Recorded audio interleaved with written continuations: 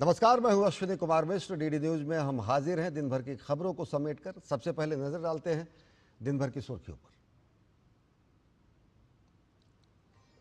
प्रधानमंत्री नरेंद्र मोदी शनिवार को मिजोरम, मणिपुर और असम का करेंगे दौरा। हजारों करोड़ रुपए की कई विकास परियोजनाओं का शिलान्यास और उद्घाटन।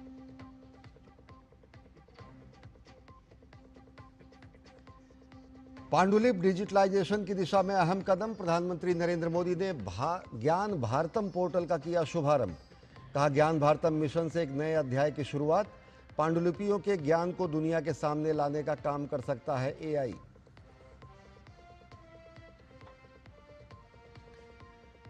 देश के 15वें उपराष्ट्रपति बने सीपी राधाकृष्णन। राष्ट्रपति द्रौपदी मुर्मू ने दिलाई शपथ। प्रधानमंत्री नरेंद्र मोदी ने की सफल कार्यकाल की कामना। राज्यसभा के सभापति का पदभार भी संभाला।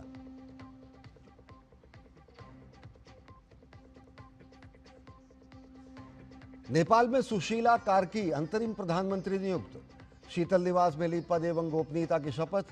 पहली कैबिनेट बैठक में आम चुनाव का रखा प्रस्ताव।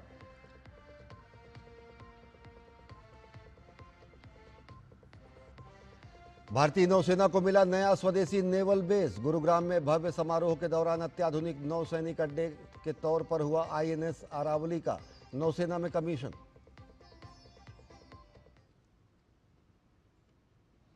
और अब देखते हैं खबरों को विस्तार से। प्रधानमंत्री नरेंद्र मोदी शनिवार को मिजोरम का दौरा करेंगे। प्रधानमंत्री आइजोल में 9,000 करोड़ रुपए से अधिक लागत की कई विकास परियोजनाओं का शिलान्यास और उद्घाटन करेंगे। इनमें बैराबी सैरांग नई रेल लाइन शामिल है। ये रेल लाइन आइजोल को भारतीय रेल के नेटवर्क से जोड़ेगी।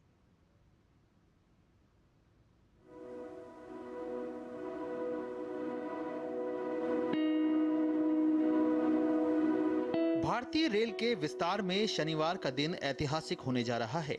प्रधानमंत्री नरेंद्र मोदी मिजोरम की राजधानी आइजोल में बैराबी सैरांग रेल लाइन का शुभारंभ करेंगे। ये रेल मार्ग आइजोल को पहली बार भारतीय रेल के नेटवर्क से जोड़ेगा। चुनौतीपूर्ण पहाड़ी क्षेत्र में निर्मित ये रेल लाइन परियोजना लास्ट माइल कनेक्टिविटी की मोदी सरकार की प्रतिबद्धता को दिखाता है। इस परियोजना पर 8,070 करोड़ की लागत आई है। इसके लिए जटिल भूवैज्ञानिक परिस्थितियों में 45 सुरंगों का निर्माण किया गया है। साथ ही 55 बड़े और 88 छोटे पुल भी बनाए गए हैं। पीएम 3 नई एक्सप्रेस ट्रेन सेवाओं को भी हरी झंडी दिखाएंगे। इसके साथ ही आइजोल राजधानी एक्सप्रेस के जरिए भी देश की राजधानी दिल्ली से जुड़ जाएगा। माननीय प्रधानमंत्री जी इनॉग्रेट करेंगे बैरबी सारंग को प्रोजेक्ट को। उसके बाद में मिजोरम रेलवे के नेटवर्क के साथ जुड़ जाएगा। ये बहुत ही इम्पोर्टेंट प्रोजेक्ट है, बहुत ही महत्वपूर्ण प्रोजेक्ट है, क्योंकि मिजोरम की सब जन जन का जो सपना था, हर एक आइजोल हो चाहे सारंग हो, इस राज्य में सभी का जो सपना था वो सपना पूरा होगा। माननीय प्रधानमंत्री जी 3 ट्रेन्स को इनॉग्रेट करेंगे। एक तो राजधानी एक्सप्रेस दिल्ली के लिए, दूसरा कोलकाता के लिए ट्राई वीकली एक्सप्रेस और तीसरा गुवाहाटी के लिए डेली मिजोरम एक्सप्रेस। इस परियोजना से मिजोरम के लोगों को यात्रा में आसानी होगी। साथ ही खाद्यान्न, उर्वरक और अन्य आवश्यक वस्तुओं की समय पर आपूर्ति भी सुनिश्चित होगी। बेहतर कनेक्टिविटी से पूरे क्षेत्र में शैक्षिक, सांस्कृतिक और आर्थिक संपर्क मजबूत होंगे। इससे रोजगार के अवसर भी पैदा होंगे और क्षेत्र में पर्यटन को भी काफी बढ़ावा मिलेगा। पीएम मिजोरम में अन्य विकास परियोजनाओं का शुभारंभ और शिलान्यास करेंगे। आइजोल शहर से मात्र 10 किलोमीटर की दूरी पर है ये सारंग रेलवे स्टेशन, जहां से शनिवार को राजधानी एक्सप्रेस दिल्ली के लिए पहली बार रवाना होगी, जिससे न सिर्फ मिजोरम रेल कनेक्टिविटी से जुड़ जाएगा बल्कि पर्यटन और उद्योग की संभावनाएं भी तलाशने की कोशिश करेगा। कैमरामैन मोंटी के साथ सारंग आइजोल से मैं राजेश राज, डीडी न्यूज के लिए। प्रधानमंत्री नरेंद्र मोदी शनिवार को मणिपुर का दौरा करेंगे। प्रधानमंत्री वहां कई विकास परियोजनाओं का शुभारंभ और शिलान्यास करेंगे।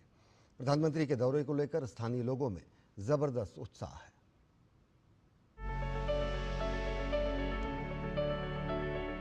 मणिपुर के विकास से जुड़ी परियोजनाओं का उपहार लिए प्रधानमंत्री नरेंद्र मोदी शनिवार को राज्य का दौरा करेंगे।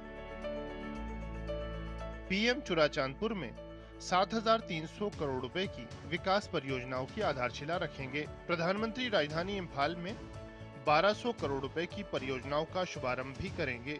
चूराचांदपुर में पीएम जिन परियोजनाओं का शिलान्यास करेंगे, उनमें 3,600 करोड़ की लागत वाली मणिपुर शहरी सड़क, जल निकासी और परिसंपत्ति प्रबंधन सुधार परियोजना, 5 राष्ट्रीय राजमार्ग परियोजनाएं, मणिपुर इंफोटेक डेवलपमेंट माइंड परियोजना और 9 स्थानों पर कामकाजी महिला छात्रावासों की स्थापना जैसी परियोजनाएं शामिल हैं। ये सभी प्रयास मणिपुर के समावेशी, सतत और समग्र विकास की केंद्र सरकार की प्रतिबद्धता को दिखाते हैं। पीएम के दौरे को लेकर स्थानीय लोगों में बेहद उत्साह है। नमस्ते मोदी जी, वेलकम टू चूराचांदपुर।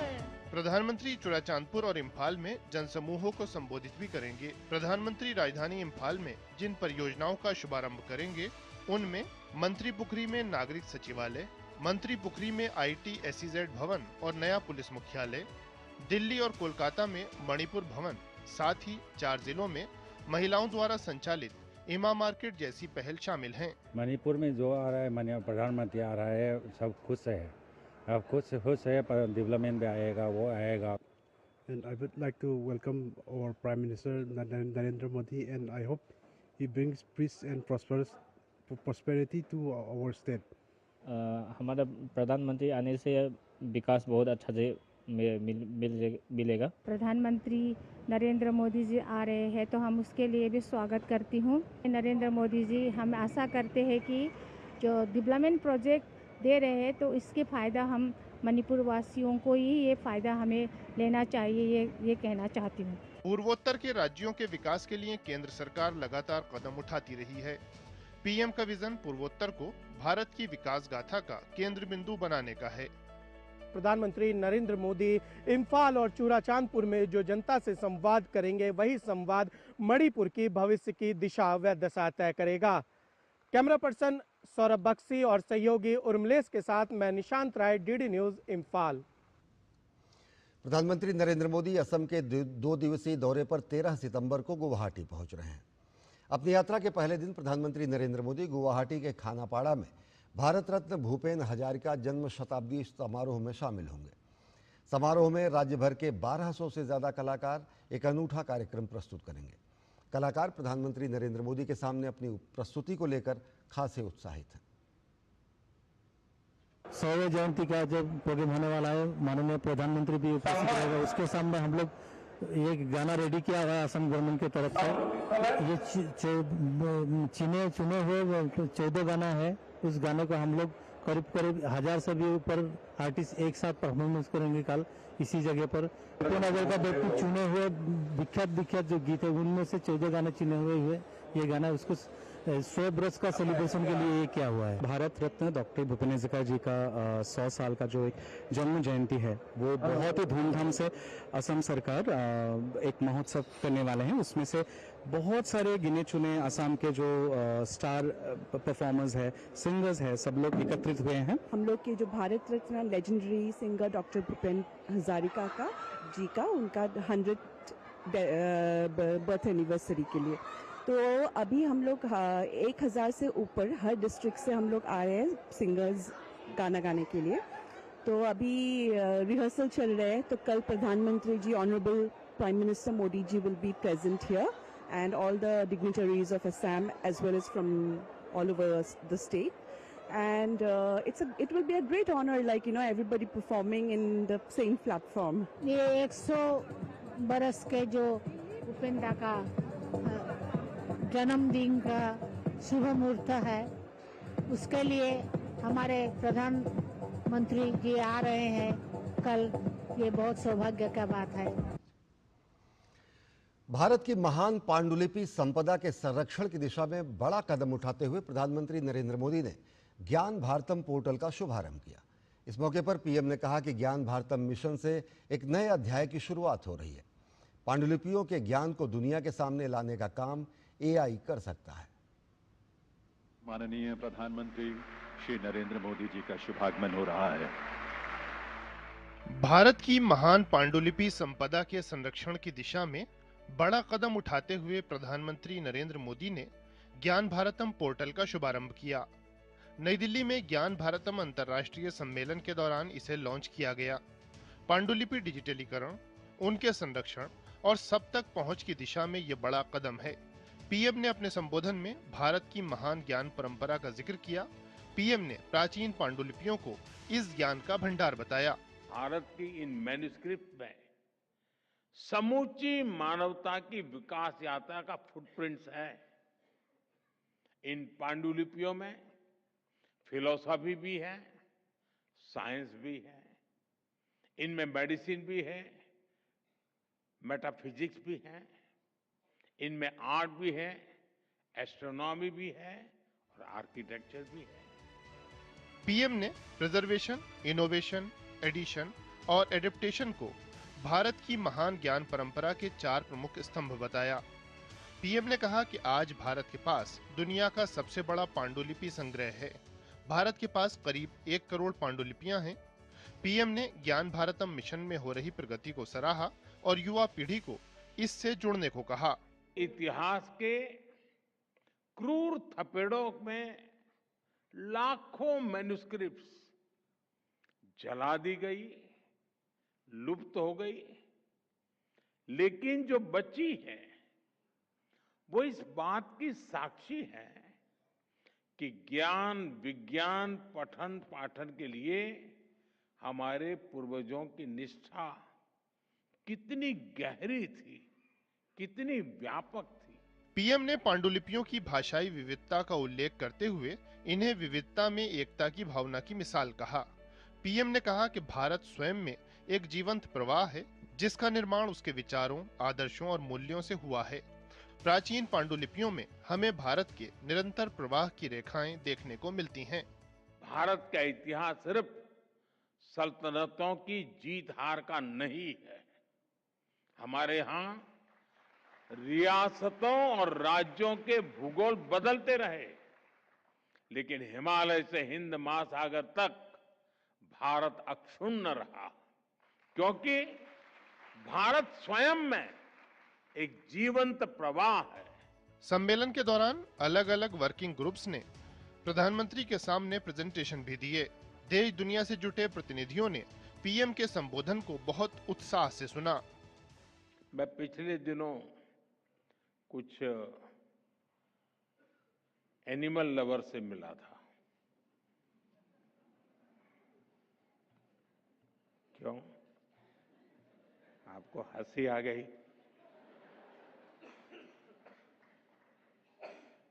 हमारे देश में ऐसे बहुत लोग हैं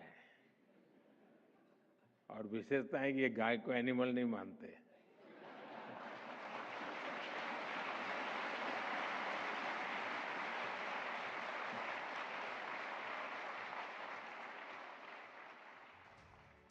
ये 3 दिवसीय अंतर्राष्ट्रीय सम्मेलन शनिवार तक चलेगा। सम्मेलन में देश दुनिया के 1100 से अधिक विद्वान और विशेषज्ञ हिस्सा ले रहे हैं। सम्मेलन का विषय पांडुलिपि विरासत के माध्यम से भारत के ज्ञान धरोहर की पुनः प्राप्ति है। ज्ञान भारतम पहल भारतीय पांडुलिपि संपदा को वैश्विक ज्ञान संवाद के केंद्र में रखने की दिशा में बड़ा प्रयास है। Bureau report, DD news. Narendra Modi ने शुक्रवार को नई दिल्ली के विज्ञान भवन में ज्ञान भारतम पर अंतर्राष्ट्रीय सम्मेलन को संबोधित किया। इस अवसर पर उपस्थित जनसमूह को संबोधित करते हुए प्रधानमंत्री ने कहा कि विज्ञान भवन आज देश के स्वर्णिम अतीत के पुनरुत्थान का साक्षी बन रहा है। मिशन से जुड़ा पोर्टल भी आज लॉन्च किया गया है। प्रधानमंत्री ने कहा कि ज्ञान भारतम मिशन भारत की संस्कृति, साहित्य और चेतना का उद्घोष बनने के लिए तैयार है। ज्ञान भारतम मिशन के माध्यम से इन विरासतों का डिजिटलाइजेशन भी किया जा रहा है। इस अवसर पर समाज के कई गणमान्य व्यक्ति भी उपस्थित रहे। हम सबको मिलकर भारत की ज्ञान संपदा को केवल रक्षा नहीं करनी है, अभी तो इसको विस्तार करने के बहुत बड़ा अभियान में हमको भाग लेना है। ये नागरिक कर्तव्य के रूप में सभी विद्वानों को, सभी विद्वत संस्थानों को इस काम में अपने आप को समर्पित करना है। ये नया उत्साह इस कार्यक्रम से हमें मिला है। हमारा जो मैन्युस्क्रिप्ट है वो बहुत सारे कंट्रीज में बिखरा हुआ है। जैसे पिछले 10 सालों में आदरणीय नरेंद्र मोदी जी के नेतृत्व में किस तरह से जो यहाँ से लूटे हुए, यहाँ से चोरी किए हुए मूर्तियों को अभी हमें वापस हम आने का देख रहे हैं, उसी प्रकार अगर पांडुलिपि भी उसमें शामिल हो जाए और वो पांडुलिपि भी वापस आने लगे तो और भी इसमें सोने पे सुहागा जैसा होगा। The whole idea is to create an enabling framework of trust so that you involve people into this particular program, and then in the long term, because most of the laws in India which deal with artifacts, which deal with monuments, which deal with such old systems, the problem is that it does not give or do adequate justice to manuscripts, and therefore we need to prepare what is known as a sui generis system, for manuscripts in particular, so that we are able to look at it holistically and take care of the legal and ethical frameworks in this country. कार्यक्रम में कई महिला social media influencer भी शामिल हुई, जिन्होंने कार्यक्रम में अपने विचार रखे। उन्होंने कहा कि भारत सरकार अपने कूटनीतिक संबंधों का उपयोग करते हुए भारत से चोरी हुई पांडुलिपियों को एक बार पुनः भारत लाने का प्रयास करे। ये पांडुलिपि भारत की अमूल्य विरासत का हिस्सा है। ज्ञान भारतम में आके मुझे बहुत अच्छा लग रहा है कि किस तरह हमारे मैन्यूस्क्रिप्ट्स को, पांडुलिपियों को डिजिटलाइज किया जा रहा है।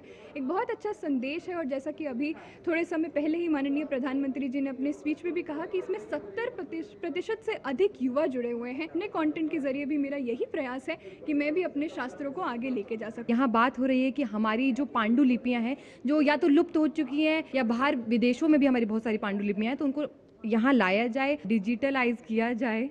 बहुत सारे एस्ट्रोलॉजर्स आज भी यही सूत्र फॉलो कर रहे हैं और एंशिएंट टेक्स्ट से ही अपना जो नॉलेज है और रिसर्च है वो कर रहे हैं। So we are very proud of this initiative and we are looking forward to some great knowledge coming through, specially in astrology and of course astronomy and all the different areas of life. देश के नए उपराष्ट्रपति के तौर पर आज CP Radhakrishnan ने शपथ ग्रहण किया। राष्ट्रपति द्रौपदी मुर्मू ने उन्हें पद एवं गोपनीयता की शपथ दिलाई। इस मौके पर प्रधानमंत्री नरेंद्र मोदी समेत अनेक केंद्रीय मंत्री और गणमान्य लोग मौजूद रहे। बीते दिनों उपराष्ट्रपति पद के चुनाव में सीपी राधाकृष्णन ने विपक्षी गठबंधन के उम्मीदवार को 150 से ज्यादा वोटों से शिकस्त दी थी। महाराष्ट्र और झारखंड के राज्यपाल रहे सीपी राधाकृष्णन ने आज उपराष्ट्रपति कार्यालय और राज्यसभा के सभापति के कार्यालय में पदभार ग्रहण किया। सीपी राधाकृष्णन ने शुक्रवार को देश के 15वें उपराष्ट्रपति के तौर पर शपथ ली।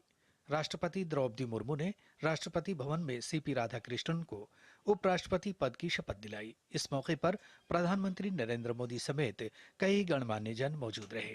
साथ ही शपथ ग्रहण समारोह में अलग अलग राज्यों के राज्यपाल और मुख्यमंत्री भी शामिल हुए। प्रधानमंत्री नरेंद्र मोदी ने एक्स पर सीपी राधाकृष्णन के शपथ ग्रहण समारोह की तस्वीरें साझा करते हुए लिखा, थिरु सीपी राधाकृष्णन जी के शपथ ग्रहण समारोह में उपस्थित हुआ। एक समर्पित लोक सेवक के रूप में उन्होंने अपना जीवन राष्ट्र निर्माण, समाज सेवा और लोकतांत्रिक मूल्यों को सुदृढ़ करने के लिए समर्पित कर दिया। जनता की सेवा के लिए समर्पित उनके सफल उपराष्ट्रपति कार्यकाल की कामना करता हूं। शपथ ग्रहण करने के बाद सीपी राधाकृष्णन ने राजघाट जाकर महात्मा गांधी जी को श्रद्धांजलि दी। उन्होंने सदैव घाट में पूर्व प्रधानमंत्री अटल बिहारी वाजपेयी दीनदयाल उपाध्याय मार्ग पर स्थित स्मारक पर पंडित दीनदयाल उपाध्याय और किसान घाट पर पूर्व प्रधानमंत्री चौधरी चरण सिंह को भी श्रद्धांजलि अर्पित की। उपराष्ट्रपति पद के लिए हुए चुनाव में एनडीए के उम्मीदवार के रूप में सीपी राधाकृष्णन ने शानदार जीत दर्ज करते हुए इंडी गठबंधन के उम्मीदवार और पूर्व न्यायाधीश बी सुदर्शन रेड्डी को 152 वोटों से हराया था। चुनाव में सीपी राधाकृष्णन को 452 वोट मिले थे, जबकि उनके प्रतिद्वंदी बी सुदर्शन रेड्डी को 300 वोट मिले थे। ये चुनाव पूर्व उपराष्ट्रपति जगदीप धनखड़ के 21 जुलाई को अचानक इस्तीफे के बाद आयोजित किया गया था। 4 मई 1957 को तमिलनाडु के तिरुपुर में जन्मे सीपी राधाकृष्णन ने आरएसएस के स्वयंसेवक के रूप में करियर की शुरुआत की।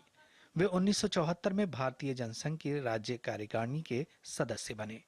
वर्ष 1996 में उन्हें तमिलनाडु भाजपा का सचिव नियुक्त किया गया। वे 1998 में कोयम्बटूर से पहली बार लोकसभा के लिए चुने गए। वर्ष 2004 से 2007 के बीच सीपी राधाकृष्णन तमिलनाडु भाजपा के प्रदेश अध्यक्ष रहे। इस पद पर कार्य करते हुए उन्होंने 19,000 किलोमीटर की रथ यात्रा की, जो 93 दिनों तक चली। 18 फरवरी 2023 को राधाकृष्णन को झारखंड का राज्यपाल नियुक्त किया गया। अपने कार्यकाल के पहले 4 महीनों में उन्होंने राज्य के सभी 24 जिलों का दौरा किया और नागरिकों व जिले के अधिकारियों से बातचीत की। उन्होंने तेलंगाना के राज्यपाल और पुडुचेरी के उपराज्यपाल का अतिरिक्त कार्यभार भी संभाला। 31 जुलाई 2024 से उपराष्ट्रपति बनने तक वे महाराष्ट्र के राज्यपाल रहे। इसके साथ ही उपराष्ट्रपति सीपी राधाकृष्णन ने राज्यसभा के सभापति का पदभार भी ग्रहण किया। संसदीय कार्य मंत्री किरेन रिजिजू, राज्यसभा के उपसभापति हरिवंश, कानून मंत्री अर्जुन राम मेघवाल और सूचना एवं प्रसारण राज्य मंत्री एल मुरुगन ने उपराष्ट्रपति सीपी राधाकृष्णन को राज्यसभा के सभापति का पदभार ग्रहण करने पर बधाई दी। ब्यूरो इनपुट के साथ शैलेंद्र मिश्र की रिपोर्ट, डीडी न्यूज। और अब बात जीएसटी सुधारों की।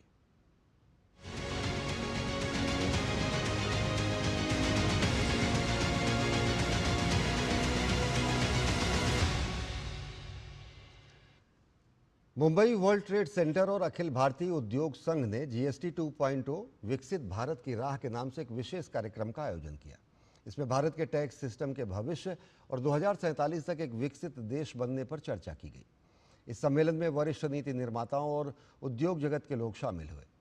इनमें प्रधान मुख्य आयुक्त सीजीएसटी एवं केंद्रीय उत्पाद शुल्क मुंबई KR उदय भास्कर और आयुक्त राज्य कर महाराष्ट्र आशीष शर्मा शामिल हुए। जीएसटी के नए स्लैब से होने वाली आर्थिक विकास की गति और राजस्व की वृद्धि पर भी चर्चा की गई। इस चर्चा में जीएसटी व्यवस्था के भविष्य के रोडमैप पर बातचीत हुई, जिसमें अनुपालन प्रक्रियाओं का सरलीकरण, AI और स्वचालन जैसी उन्नत तकनीकों का उपयोग कैसे हो, इस पर विस्तार से विचार विमर्श हुआ।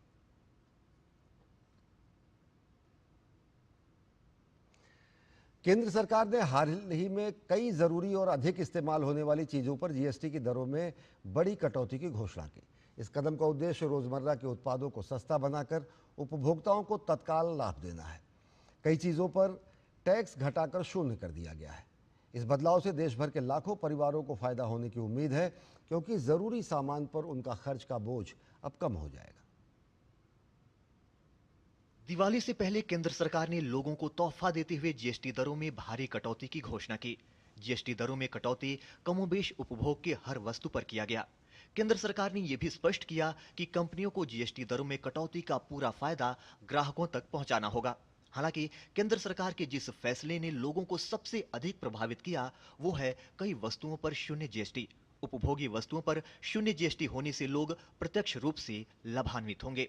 धन्यवाद देती हूँ मोदी सरकार को, जिन्होंने आज गृहिणियों के लिए इतना बड़ा अच्छा काम किया है। जीएसटी घटाकर हमारे गृहिणियों के लिए बहुत अच्छा काम हुआ। नई जीएसटी दरों पर एक नजर डालें तो अब अल्ट्रा हाई टेम्परेचर मिल्क, छेना और पनीर पर कोई टैक्स नहीं लगेगा। पहले इन वस्तुओं पर 5% जीएसटी लगाया जाता था। इसके अलावा रोटी, पराठा, खाखरा, कुलचा और चपाती को भी टैक्स से मुक्त कर दिया गया। वहीं शिक्षा से जुड़ी सामग्रियों और स्वास्थ्य बीमा जैसी सेवाओं को भी टैक्स से मुक्त कर दिया गया। इसके साथ ही मेडिकल ग्रेड ऑक्सीजन को भी जीएसटी दर से मुक्त करने की घोषणा की गई। नए जीएसटी दरों की घोषणा करते हुए वित्त मंत्री ने स्पष्ट किया कि 33 जीवन रक्षक दवाओं को भी जीएसटी से अलग रखा गया है। अब से इन दवाओं पर 0% जीएसटी लगेगा। पेंसिल, रबड़, शार्पनर, बैग्स, टिफिन बैग्स, काफ़ी चीज़ें ऐसी हैं जो रोज़मर्रा में बच्चे के इस्तेमाल होती हैं। और मैं समझता हूँ बहुत सारे आइटम और भी ऐसे जो हमारे प्रोफेशनल ट्रेड से रिलेटेड नहीं है, बट वो सब भी ऐसे हैं, उसका भी बेनिफिट मेरे ख्याल से भारत सरकार ने जो दिया आम बच्चे को मिलना चाहिए। केंद्र सरकार के जीएसटी संबंधित जनहित निर्णय के बाद अब 12% और 28% वाले टैक्स स्लैब को खत्म कर दिया गया है। वहीं अब से अधिकांश वस्तुएं केवल 5% या 18% की स्लैब में रहेंगी। केंद्र सरकार के फैसले से न केवल उपभोक्ताओं को बल्कि कारोबारियों को भी लाभ होगा। अब कारोबारियों के लिए पंजीकरण और रिटर्न भरना भी काफी आसान हो जाएगा। नई जीएसटी दरें 22 सितंबर से लागू हो जाएंगी। कुल मिलाकर केंद्र सरकार के इस फैसले ने आम लोगों के लिए रोटी, कपड़ा और मकान की राह को आसान बना दिया है। Bureau report, DD news. केंद्रीय वित्त मंत्री निर्मला सीतारमण ने जीएसटी परिषद की 56वीं बैठक के बाद ऐलान किया कि सभी तरह की व्यक्तिगत जीवन बीमा पॉलिसी और उनके पुनर्बीमा पर अब कोई जीएसटी नहीं लगेगा। फिलहाल इन पर अभी 18% की दर से जीएसटी लगता था। डीडी न्यूज संवाददाता गिरीश निशाना ने जीवन बीमा पॉलिसी पर लगने वाले जीएसटी कटौती और उस पर पड़ने वाले प्रभाव के बारे में कैलाश हॉस्पिटल के ग्रुप निदेशक डॉक्टर पल्लवी शर्मा से खास बातचीत की। जीएसटी की नई दरों में स्वास्थ्य और जीवन बीमा पर भी 0% कर दिया गया है। इस पर ज़्यादा बात करने के लिए हमारे साथ मौजूद हैं डॉक्टर पल्लवी शर्मा, जो ग्रुप डायरेक्टर हैं कैलाश हॉस्पिटल की। मैम, किस तरह देखते हैं आप नई दरों को? ये एक बहुत ही सकारात्मक कदम है जो सरकार द्वारा लिया गया है और हमारे माननीय प्रधानमंत्री जी, जो कि जन जन के प्रधानमंत्री जाने जाते हैं, उन्होंने ये जनता को एक तरीके से एक उपहार ही दिया है। जैसे उन्होंने लाल किले की प्राचीर से कहा कि आपको दिवाली पर मैं दूंगा, उन्होंने पहले ही नवरात्रों पर उसका बेनिफिट जो है वो दे दिया गया है। मेडिकल में जो डिवाइसेस चाहिए आपको, एम्बुलेंस ले लीजिए, व्हीलचेयर पे कॉस्ट ले लीजिए, या जैसे इंश्योरेंस के माध्यम से आपने बोला, तो इंश्योरेंस एक मध्यम वर्गीय व्यक्ति डरता है इंश्योरेंस लेने से, क्योंकि वो सोचता है कि अरे ये तो अफोर्डेबल नहीं है मेरे लिए, एक्सेसिबल नहीं है मेरे लिए। तो उस व्यक्ति को उन्होंने उस रेंज में कवर कर लिया कि अब वो व्यक्ति सोच सकता है कि अगर कभी खुदा ना खास्ता मुझे ऐसी ज़रूरत पड़े कि मुझे हेल्थ अपनी उस कवरेज लेनी पड़े, इंश्योरेंस का यूटिलाइजेशन करना पड़े, तो वो उसमें कवरेज में आ गया। तो अगर कभी भी उसको ऐसी ज़रूरत पड़ती है तो वो उसमें ले सकता है, चाहे वो लाइफ इंश्योरेंस हो, चाहे वो हेल्थ इंश्योरेंस हो, दोनों में ही ये रियायत दी गई है कि उसमें से जीएसटी को बिल्कुल ज़ीरो कर दिया गया है। हेल्थ पॉलिसी की बात की जाए तो अब लोग कितना और ज़्यादा ले सकें, क्योंकि जो गरीबी रेखा वाले हैं उन्हें तो आयुष्मान के दायरे में ले आए, अब मध्यम वर्गीय। बिल्कुल बिल्कुल, मध्यम वर्गीय व्यक्ति जो है वो आमतौर पे सैलरीड व्यक्ति होता है, तो उसको उसके जेब का खर्च जो है वो उसकी सैलरी का डिवीजन होता है कि जैसे अब आपने देखा होगा कि मेजर 6 सेक्टर्स में उन्होंने चेंज किए, तो वो सारे 6 सेक्टर इतने सोच समझ के चुने गए हैं जो एक मध्यम वर्गीय व्यक्ति का डे टू डे कॉस्ट पे इम्पैक्ट डालते हैं। तो ये थी डॉक्टर पल्लवी शर्मा जो बता रही थी कि किस तरह से स्वास्थ्य के क्षेत्र में और खास तौर पर जीवन बीमा को लेकर जिस तरह से जीएसटी 0% की गई है, उसका फायदा आने वाले समय में और ज़्यादा लोगों को मिलेगा। कैमरामैन राहुल चोपड़ा के साथ गिरीश निशाना, डीडी न्यूज, नोएडा। जीएसटी की नई दरों में शिक्षा से जुड़े स्टेशनरी उत्पाद यानी पेंसिल और नोटबुक आदि पर लगने वाला जीएसटी 0% कर दिया गया है। शिक्षा के क्षेत्र में जीएसटी की नई दरों को लेकर हमारे संवाददाता गिरीश निशाना ने फर्स्ट चॉइस स्टेशनरी के निदेशक दिनेश गोयल से खास बातचीत की। शिक्षा के क्षेत्र में कई उत्पादों पर जीएसटी 0% कर दिया गया है। इस पर ज़्यादा बात करने के लिए हमारे साथ मौजूद हैं First Choice Stationery Group of Goyal Group से दिनेश गोयल जी। आदरणीय प्रधानमंत्री मोदी जी और हमारे honourable finance minister Shrimati Sitharaman ji का मैं बहुत तहे दिल से शुक्रगुजार करता हूं कि उन लोगों ने वहां बैठ के दूर दराज गांव में बच्चे पढ़ने वाले हैं, इतनी महंगी चीज़ों को खरीदने में जो वंचित थे उसका ध्यान रखा। और यही एक सोच होती है, दूरदर्शिता होती है जो हमारे प्रधानमंत्री जी में है। उन्होंने जो रोज़मर्रा में बच्चे किताब, कापी, पेंसिल, रबड़, शार्पनर, स्कूल बैग्स, लैब्स, ऐसे आइटमों पर से स्टेशन ख़त्म की है जहां मैं समझता हूँ इससे बड़ी दूरदर्शिता हो ही नहीं सकती। ये सब 12% थी पहले जीएसटी, और 12 से एकदम जीरो करना बहुत बड़ी बात है। दुकानों पे जाएंगे तो कौन कौन से ऐसे प्रोडक्ट हैं जो उनको सस्ते मिलने वाले हैं 22 सितंबर से, और उनके लिए क्या कहना चाहेंगे जो दुकानदार हैं, वो किस तरह से अपनी नई दर को लागू कर पाएंगे? 22 सितंबर से जब लोग लेने जाएंगे, सबसे पहले तो डे टू डे बच्चा नोटबुक 12 महीने खरीदता है, पेंसिल, रबड़, शार्पनर, बैग्स, टिफिन बैग्स, काफ़ी चीज़ें ऐसी हैं जो रोज़मर्रा में बच्चे की इस्तेमाल होती हैं। और इसमें रिटेल भाइयों को जरूर कहूँगा मैं कि वो बेनिफिट अपने पास ना रख के, चाहे मैंने मैन्युफैक्चरिंग नाते भी कह रहा हूँ, मैं सबको कह रहा हूँ, वो मैन्युफैक्चर के नाते वो सब नीचे पास ऑन आम व्यक्ति को होना चाहिए। और मैं समझता हूँ बहुत सारे आइटम और भी ऐसे जो हमारे प्रोफेशनल ट्रेड से रिलेटेड नहीं है, बट वो सब भी ऐसे हैं, उसका भी बेनिफिट मेरे ख्याल से भारत सरकार ने जो दिया आम बच्चे को मिलना चाहिए। तो ये थे दिनेश गोयल जी जो बता रहे थे किस तरह से जो शिक्षा के क्षेत्र में जुड़े उत्पाद हैं उन्हें 12% से घटाकर 0% कर दिया गया है, और जिसका फायदा दूर दराज में रहने वाले बच्चों को बहुत ज़्यादा होने वाला है। कैमरामैन राहुल चोपड़ा के साथ गिरीश निशाना, डीडी न्यूज, दिल्ली। जीएसटी सुधारों का बेंगलुरु की जनता ने दिल खोलकर स्वागत किया है। छोटे व्यवसायियों से लेकर आमजन, ऑटो चालक से लेकर ग्राहकों तक सभी ने नई दरों का लाभ की घोषणा का स्वागत किया है। इस फैसले के लिए सभी ने केंद्र सरकार को धन्यवाद दिया है। हाँ नमस्ते, मेरा नाम सुरेश है, मैं एक ग्रोसरी शॉप रन करता हूँ। हमारा ग्राहक के लिए अभी थोड़ा परोठा, पनीर, उसके लिए सभी 5% to 0 हो गया, तो आम जनता के लिए बहुत अच्छा हो गया है अभी। अच्छा मैडम, वो 0% का सभी हो गया है ना, सो मेरा चिल्ड्रन का स्टेशनरी का सभी बहुत अच्छा है। मैं सिटीजन्स को बहुत अच्छा हुआ, वो अच्छा मूव है। जीएसटी के बारे में बहुत खुश हूँ मैं, सभी आदमी को बहुत खुश हो गया है। हम लोगों को बहुत खुश हो गए, मैं भी बहुत खुश हूँ। 0% जीएसटी बनाया बहुत अच्छा है, सरकार को बहुत धन्यवाद करता है।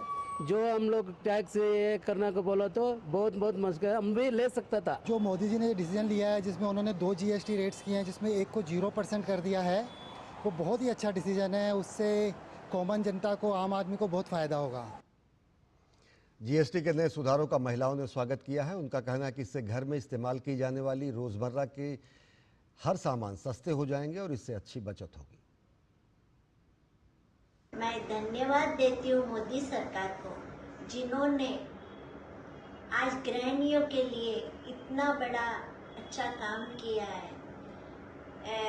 जीएसटी घटाकर हमारे गृहिणियों के लिए बहुत अच्छा काम हुआ।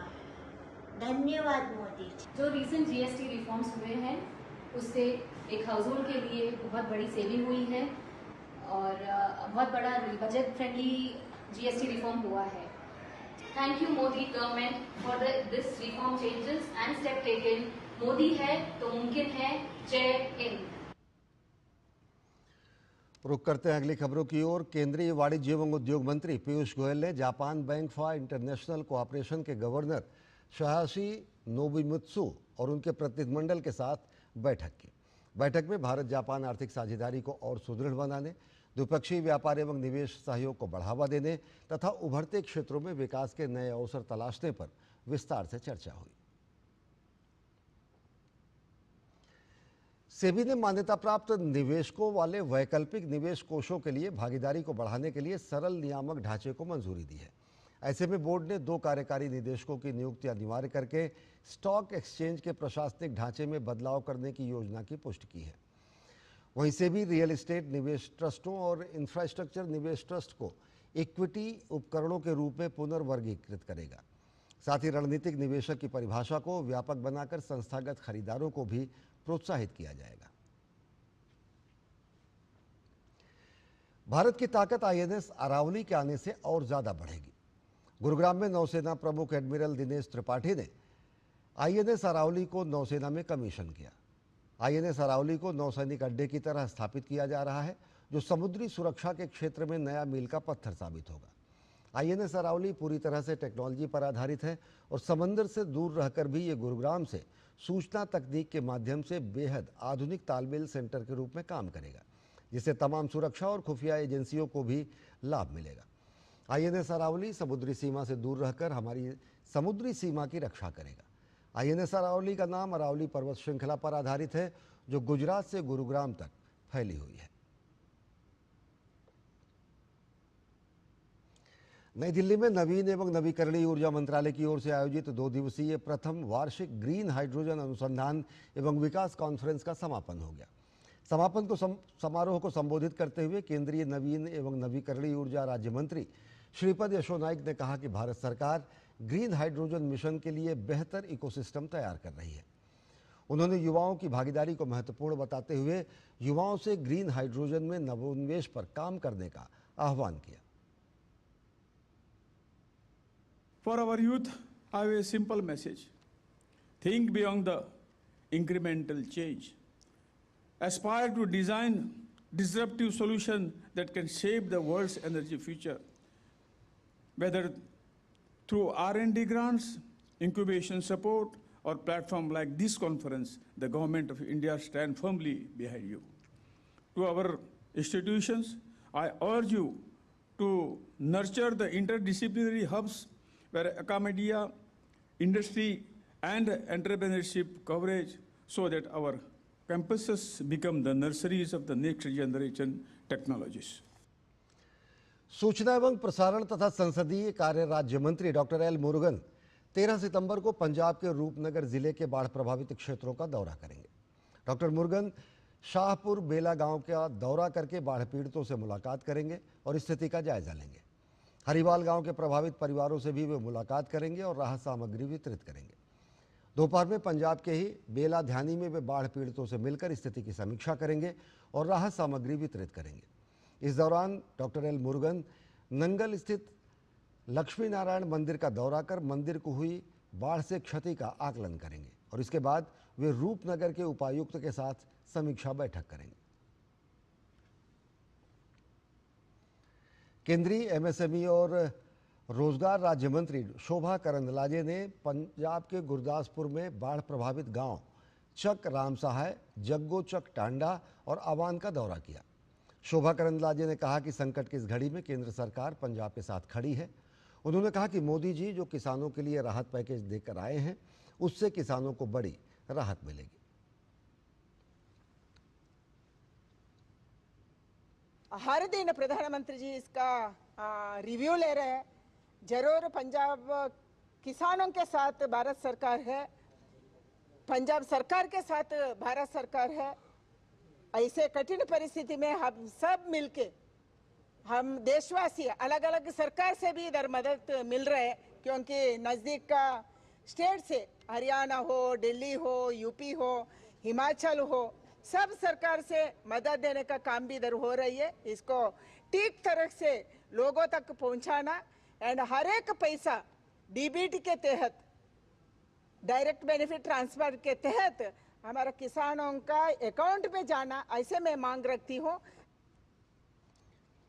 कोच्चि में 2 दिवसीय केरल अर्बन कॉन्क्लेव 2025 का उद्घाटन केरल के मुख्यमंत्री पिनाराई विजयन ने किया। इस मौके पर शहरी विकास मंत्री मनोहर लाल मुख्य अतिथि के रूप में मौजूद रहे। कॉन्क्लेव को संबोधित करते हुए मनोहर लाल ने कहा कि शहरों का विकास बहुत महत्वपूर्ण है। शहरीकरण तेजी से बढ़ रहा है और शहरों में सुविधाएं ग्रामीण क्षेत्रों की तुलना में ज़्यादा है। उन्होंने बताया कि केंद्र और राज्य सरकारें मिलकर देश के सर्वश्रेष्ठ शहरों के विकास में योगदान दे रही हैं। साथ ही उन्होंने शहरी विकास से जुड़ी सभी चुनौतियों पर चर्चा की। ये कॉन्क्लेव केरल सरकार द्वारा आयोजित किया गया है और इसमें शहरों के भविष्य को आकार देने वाले अनेक कारकों पर संवाद किया जा रहा है। आज देश भर के लोग यहाँ आए हैं, right from Himachal to Kerala. विदेश से भी लोग आए हैं, South African minister and Sri Lankan minister. तो एक प्रकार के it's not only Kerala urban enclave, but I should say it's the global urban enclave. Madhya Pradesh के मुख्यमंत्री मोहन यादव झाबुआ जिले के पेटलावद में लाडली बहन योजना में शामिल हुए। मुख्यमंत्री ने प्रदेश की 1 करोड़ 26 लाख से ज़्यादा महिलाओं के खातों में 1541 करोड़ रुपए से अधिक की राशि अंतरित की। इसके साथ ही सामाजिक सुरक्षा पेंशन योजना के तहत 53,48,000 से अधिक हितग्राहियों को 320 करोड़ रुपए से ज़्यादा की राशि वितरित की गई। मुख्यमंत्री ने प्रधानमंत्री उज्ज्वला योजना और अन्य श्रेणी की 31 लाख से अधिक महिलाओं को गैस रिफिल मद में 450 रुपए के हिसाब से कुल 48 करोड़ रुपए भी प्रदान किए। कार्यक्रम में उन्होंने 345 करोड़ 34 लाख रुपए से अधिक की लागत के 72 से अधिक विकास कार्यों का भूमि पूजन और लोकार्पण भी किया। 85 करोड़ लोगों के लिए निःशुल्क राशन देने का काम अगर कोई सरकार कर रही है तो भारत सरकार कर रही है। मैं बधाई देना चाहता हूं आप सबके माध्यम से। लाखों बहनों के लिए गैस के कनेक्शन की 450 रुपए टंकी का पैसा आपके खाते में डाला। जोरदार अभिनंदन करो हमारी बहनों के लिए। उज्ज्वला गैस कनेक्शन के माध्यम से 31 लाख बहनों के खाते में 48 करोड़। आप बताओ बहने, कभी कांग्रेस ने 1 पैसा भी दिया था? गरीब के घर में गैस का कनेक्शन नहीं है। मुझे इस बात की प्रसन्नता है, एक गरीब आदमी घर से निकल के प्रधानमंत्री बनता है और आज सारे करोड़ों बहनों को गैस के कनेक्शन देता है। केंद्रीय वाणिज्य मंत्री पीयूष गोयल ने FEBI DPIIT संयुक्त मंत्री स्तरीय व्यापार संवाद को संबोधित किया। इस अवसर पर पीयूष गोयल ने कहा कि द्विपक्षीय प्रक्रिया के जरिए भारत और EU के बीच अपार संभावनाएं खुलेंगी। इससे व्यापार, निवेश, प्रौद्योगिकी हस्तांतरण और गहन आर्थिक भागीदारी के अवसर खुलेंगे। भारतीय निर्माताओं के लिए अपने यूरोपीय समकक्षों और दुनिया के अन्य हिस्सों की कंपनियों के साथ साझेदारी करने के नए रास्ते खुलेंगे और जिससे संयुक्त उद्यमों, प्रौद्योगिकी साझेदारी और सहयोगात्मक नवाचार को बढ़ावा मिलेगा। India's partnership with Europe is built on shared values and shared vision for a better world. So really, this partnership with Europe is not only about us. We will actually be setting a role model for the geopolitics of the world. We'll actually be creating opportunities for many other parts of the world. I've said it on earlier occasions, a lot of things that you have in Europe, particularly technology and innovation, which you are not able to reach to the whole world because of your high costs, labor, operational costs. Whereas if you were to work together with India, you could actually capture world market. जो दिव्यांग उम्मीदवार सामान्य वर्ग की cut off merit में ज़्यादा अंक लाते हैं उन्हें सामान्य वर्ग की श्रेणी में ही चयनित किया जाएगा। सुप्रीम कोर्ट ने यह निर्देश दिव्यांगजन अधिकार अधिनियम 2016 को प्रभावी तरीके से लागू करने की मांग वाली याचिका पर सुनवाई के दौरान दिया। जस्टिस विक्रमनाथ और जस्टिस संदीप मेहता की बेंच ने कहा कि ऐसे दिव्यांग उम्मीदवारों को सामान्य श्रेणी का उम्मीदवार न मानने से उनसे कम अंक प्राप्त करने वाले दूसरे दिव्यांग उम्मीदवार आरक्षित सीटों से वंचित हो सकते हैं। कोर्ट ने इस मुद्दे पर केंद्र से 14 अक्टूबर तक अपना जवाब दाखिल करने को कहा है। कोर्ट ने कहा कि जाति आधारित आरक्षण के मामले में सामान्य श्रेणी की कट ऑफ में जगह बनाने वाले योग्य उम्मीदवारों को भी आरक्षित सीट पर भर्ती करने के बजाय सामान्य श्रेणी का ही माना जाता है। इसका मतलब है कि किसी आरक्षित जाति के किसी अन्य कम अंक पाने वाले उम्मीदवार को भी ऐसी आरक्षित सीट पर भर्ती होने का मौका मिल सकता है। समान व्यवस्था दिव्यांगजनों के मामले में भी अपनाई जानी चाहिए। म्यांमार सेना के 5 सदस्यीय प्रतिनिधिमंडल ने शुक्रवार को कोलकाता स्थित पूर्वी कमान मुख्यालय विजय दुर्ग का दौरा किया। म्यांमार सेना के कमांडर अपने 4 प्रतिनिधिमंडल के सदस्यों के साथ यहां पर पहुंचे। ये दौरा दोनों देशों के बीच समग्र 7वीं सेना स्टाफ वार्ता का हिस्सा है। लेफ्टिनेंट जनरल कोको ओ ने पूर्वी कमान के general officer commanding in chief lieutenant general Ramchandra Tiwari से बातचीत की। इस दौरान उन्होंने भारतीय सशस्त्र बलों की दृढ़ता, समर्पण और व्यावसायिकता के उनके प्रयासों की सराहना की। दोनों सेनाओं के बीच रक्षा सहयोग बढ़ाने के उपायों पर और साथ ही साथ अत्याधुनिक तकनीकों के इस्तेमाल में दोनों देशों की सुरक्षा सुनिश्चित करने को लेकर गहन चर्चा हुई। भारत म्यांमार को उसके सुरक्षा ढांचे में आधुनिकीकरण में सहायता के लिए प्रतिबद्ध है। इस यात्रा ने दोनों सेनाओं के बीच दीर्घकालिक मित्रता और सहयोग को और मजबूत किया है। नेपाल में सुशीला कार्की को अंतरिम सरकार का प्रधानमंत्री चुन लिया गया है। राष्ट्रपति रामचंद्र पौडेल ने शीतल निवास में उन्हें पद एवं गोपनीयता की शपथ दिलाई। इसके साथ ही सुशीला कार्की नेपाल की पहली महिला प्रधानमंत्री बन गई हैं। इससे पहले वे नेपाल की पूर्व मुख्य न्यायाधीश रह चुकी हैं। बीते कई दिनों से चल रही बातचीत के बाद शुक्रवार सुबह राष्ट्रपति कार्यालय शीतल निवास में यह निर्णय लिया गया और इसके बाद सुशीला कार्की को अंतरिम सरकार का नेतृत्व सौंपा गया। इसके साथ ही सुशीला कार्की ने पहली कैबिनेट बैठक में आम चुनाव का प्रस्ताव रखा है। माना जा रहा है कि राष्ट्रपति रामचंद्र पौडेल प्रतिनिधि सभा को भंग कर सकते हैं। अब नई प्रधानमंत्री एक नई टीम बनाएंगी जिसमें जेनजी के प्रतिनिधियों को भी शामिल किया जाएगा।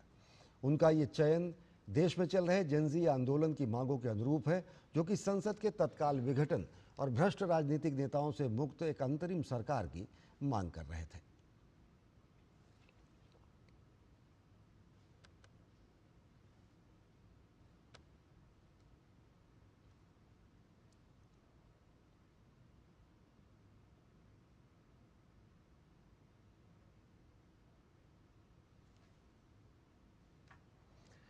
और खबरें अभी और भी है, लेकिन वक्त एक छोटे से ब्रेक का। देखते रहिए डीडी न्यूज।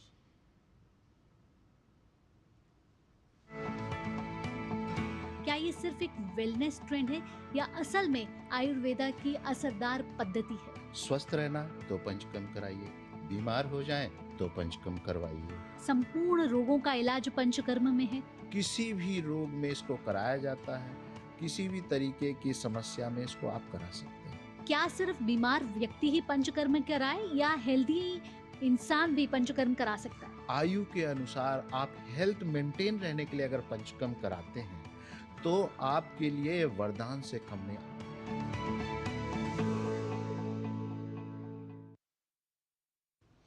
ब्रेक के बाद आप सभी का स्वागत है। कर्नाटक के हासन जिले के अरकलगुडु तालुका में गणेश उत्सव के दौरान भीषण सड़क हादसा हो गया। ये घटना उस समय घटी जब हजारों लोग गणेश प्रतिमा के साथ जुलूस में शामिल थे। उसी दौरान एक तेज रफ्तार ट्रक डिवाइडर तोड़कर जुलूस में शामिल लोगों के ऊपर चढ़ गई। इस दुर्घटना में 8 लोगों की मौत हो गई और 20 से ज्यादा लोग घायल हो गए। मृतक परिवारों के लिए राज्य सरकार ने 5 लाख रुपए मुआवजे की घोषणा की है। और मिजोरम की राजधानी आइजोल में पहली बार पहुंची रेल लाइन पर डीडी न्यूज की टीम ने सफर किया और यह समझने की कोशिश की कि आखिर भारतीय रेल के जांबाज इंजीनियरों ने इन दुर्गम रास्तों और पहाड़ों का सीना चीर करके कैसे सफर को आसान बनाया है।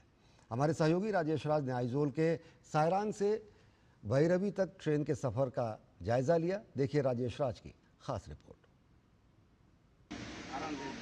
51 किलोमीटर लंबी रेल लाइन है जो सारंग आइजोल जो मिजोरम की राजधानी है वहां से तकरीबन 10 किलोमीटर आगे सारंग है और सारंग से बैरावी की दूरी जो है वो 51 किलोमीटर है, जहां तक की यात्रा अभी डीडी न्यूज की टीम कर रही है। और भारतीय रेल के जो इंजीनियर्स हैं उन्होंने एक बार फिर खुद को साबित किया है कि उन्होंने बहुत ही नई टेक्नोलॉजी, नए तकनीक के सहारे कहीं ना कहीं इस दुर्गम रास्ते को आसान बनाया है। 2014 में जब प्रधानमंत्री नरेंद्र मोदी के नेतृत्व में जो सरकार बनी थी, उस वक्त इस महत्वाकांक्षी परियोजना का शिलान्यास किया गया था और अब प्रधानमंत्री मोदी खुद इस परियोजना का शुभारंभ करने वाले हैं। रेल कनेक्टिविटी के बाद देश के अन्य हिस्सों से कटा हुआ मिजोरम जहां जुड़ेगा, वहीं पर्यटक जो हैं देश भर के टूरिस्ट यहां पर तशरीफ लाएंगे और राज्य की प्रगति में अपनी एक नई भूमिका जो है वो सुनिश्चित करेंगे। अपने कैमरामैन मोंटी के साथ राजेश राज, डीडी न्यूज़ के लिए। प्रधानमंत्री नरेंद्र मोदी के आइजोल में होने वाली जनसभा को लेकर भारतीय जनता पार्टी बेहद उत्साहित है। पार्टी के कार्यकर्ता प्रधानमंत्री को सुनने के लिए बेसब्री से इंतजार कर रहे हैं। मिजोरम भारतीय जनता पार्टी के प्रभारी एमएलसी देवेश कुमार ने यह उम्मीद जताई है कि प्रधानमंत्री नरेंद्र मोदी के दौरे से बीजेपी के कार्यकर्ताओं का मनोबल तो बढ़ेगा ही, साथ ही साथ मिजोरम विकास की पटरी पर दौड़ेगा। हमारे सहयोगी राजेश राज ने आइजोल में मिजोरम बीजेपी प्रभारी देवेश कुमार से खास बातचीत की। प्रधानमंत्री नरेंद्र मोदी पूर्वोत्तर के एक अहम राज्य मिजोरम में शनिवार को आएंगे और कई अनमोल तोहफे लेकर प्रधानमंत्री आ रहे हैं। आज़ादी के 78 साल बाद रेलवे कनेक्टिविटी का तोहफा प्रधानमंत्री मोदी मिजोरम में देंगे। इसको लेकर भारतीय जनता पार्टी भी बहुत उत्साहित है और तैयारियों में जुटी हुई है। हमारे साथ मिजोरम भारतीय जनता पार्टी के प्रभारी एमएलसी देवेश कुमार हैं। कितनी खुशी है मिजोरम के लिए, आप प्रभारी हैं, क्या तैयारी है बीजेपी की और कितना हर्ष का विषय? पूरे मिजोरम के लिए ये जो दिन है ये स्वर्णिम अक्षरों में अंकित किया जाएगा। स्वतंत्रता के 78 साल बाद भी मिजोरम कनेक्टिविटी, रेल कनेक्टिविटी इनको नहीं मिल पाया था और इसके वजह से यहाँ के लोग बहुत परेशान रहते थे। इतने वर्ष जब कांग्रेस सत्ता में रही, उन्होंने मिजोरम को वंचित रखा रेल सेवा से। पार्टी कितना इससे लवरेज दिखाई पड़ रही है? पीएम मोदी के आगमन के बाद पार्टी को कितना फायदा होगा? कार्यकर्ताओं में कितना जोश और उमंग प्रधानमंत्री भर पाएंगे? देखिए, मैं आपको बता दूं कि मिजोरम के जो युवा हैं उनमें माननीय प्रधानमंत्री जी के लिए बहुत सकारात्मकता है। उनको लगता है कि ये एक ऐसे प्रधानमंत्री हैं जो देश में पहली बार विकास और विकास, सिर्फ विकास की ही बात करते हैं और इसीलिए सिर्फ रेल ही सेवा ही नहीं, जहां नेशनल हाईवेज पे जो काम हो रहे हैं और केंद्र सरकार की जितनी योजनाएं हैं, आप जितनी जिलों में जाएंगे सभी वर्ग उसका लाभ उनको मिल रहा है। इसीलिए माननीय प्रधानमंत्री जी के लिए बहुत एक सकारात्मक रुख है लोगों में और खासकर युवाओं में। बहुत शुक्रिया देवेश कुमार, जो भारतीय जनता पार्टी मिजोरम के प्रभारी हैं, बिहार के एमएलसी भी हैं। उनका साफ तौर पर कहना है कि प्रधानमंत्री के आगमन से निश्चित तौर पर बीजेपी के जो कार्यकर्ता हैं वो उत्साह से, उमंग से झूम उठेंगे। लेकिन हम नफा और नुकसान की सियासत नहीं करते।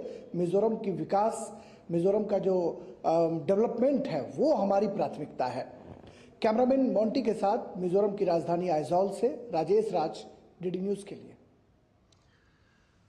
तो पूर्वोत्तर के दौरे पर प्रधानमंत्री नरेंद्र मोदी पूर्वोत्तर राज्यों को देंगे अनेक विकास परियोजनाओं की सौगात। तो बुलेटिन में फिलहाल इतना ही। देश और दुनिया की ताज़ा तरीन खबरों के लिए देखते रहिए DD न्यूज़। नमस्कार।